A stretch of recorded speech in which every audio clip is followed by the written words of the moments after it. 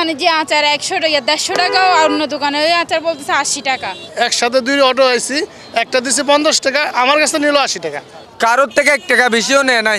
অবশ্যই ভোগান্তি হচ্ছে এগুলো, আমাদের সাধারণ মানুষের জন্য অবশ্যই ভোগান্তি এগুলো। আপনি অবশ্যই দরদাম করে আসছেন আমার সাথে।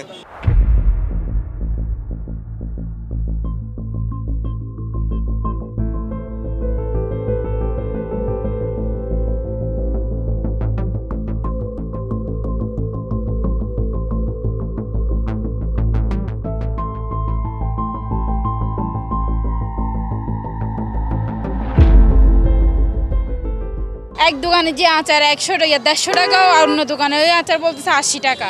তা আমরা 150 টাকা দিয়ে নিয়ে দেখতেছি, অন্য দোকানে গিয়ে দেখতেছি ওইটা হচ্ছে 80 টাকা দিয়ে বিক্রি করতেছে। আমরা যখন ওইটা বলছি, প্রতিবাদ করছি, ওরা বলছে না আমরা টাকা ফেরত দিব না, আপনারা নিছেন। অথচ আমরা দোকান থেকে বেরও হই নাই, আমরা দোকানেই ছিলাম। যদি তারপর আমরা টুরিস্ট পুলিশকে করছি, কন্ট্যাক্ট করছি, ওরা আসে নাই। তারপর ওরা একটা মিউচুয়ালভাবে সমাধান করছি। বা ছবি তুলতে গেলে আমাদেরকে ছবি তোলায় 1 ক্লিকে 10-15টা ছবি তোলায় ফেলা, আমাদেরকে ওভাবে টাকা নিচ্ছে ওরা।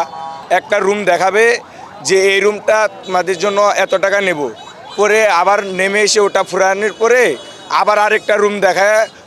ভালো লাগে তো, রুম তো ভালো লাগে, তখন ওই রুমে নিয়ে যায় আরও 500 টাকা বেশি ধরে ওই রুমটা আমাদেরকে দিয়ে দেয়।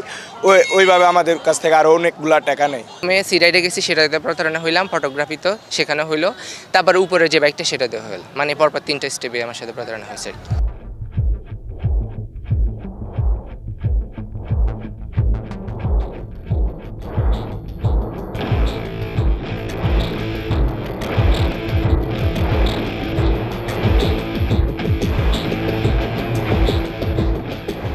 ভাই অটো রিক্সা ভাড়া বেশি, আমরা একসাথে 2 অটো আইছি, একটা দিছে 50 টাকা, আমার কাছে নিল 80 টাকা। কেউ যদি যাচাই না করে সে আরও ধরা বেশি খাবে। টাকা তো সবাই কষ্ট করে কামায়, কেউ তার মানে করে দেয় না। ওনারা তো এটা বোঝা উচিত। অবশ্যই ভোগান্তি হচ্ছে এগুলো, আমাদের সাধারণ মানুষের জন্য অবশ্যই ভোগান্তি এগুলো।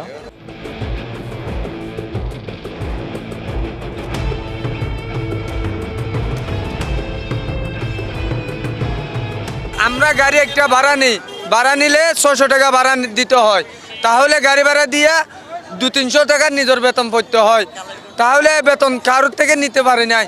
10 টাকা 5 টাকা যদি এমনি ভাড়া দিতে হয়, জামুর মধ্যে ভাড়া মারতে পারে না। কারোর থেকে 1 টাকা বেশিও নেয় নাই। তো একটা যদি 50 টাকা নেয়, একটা যদি 80 টাকা নেয়, উনি দরদাম করে আসছে না।